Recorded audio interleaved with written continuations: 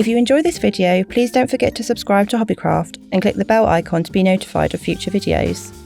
You will need digital cutting machine, we're using the Cricut Joy, compatible cutting mat, weeding tool, Cricut mini heat press, iron-on vinyl in a selection of colours and finishes, butcher paper, Cricut Design Space app installed on a laptop, desktop or mobile device.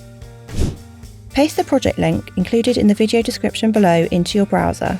When prompted, open Cricut Design Space and select Edit a Copy. Amend the size of the design elements as desired, using a measuring tape to measure the plush pumpkin you wish to apply the design to. Once through to the mat preview screen, mirror each of the mats, then select Continue. Once connected to your digital cutting machine, select the material you were using on the first mat. Place the iron-on vinyl onto the cutting mat shiny side down and load into your machine. Start the cut. Once complete, unload the mat and repeat the process to cut the remaining mats. Use a weeding tool to remove any iron-on vinyl you do not wish to transfer to the plush pumpkin. Then it's time to apply the iron-on vinyl to your pumpkins. Place butcher paper over the iron-on vinyl carrier sheet. This will stop your heat press from scorching the fabric.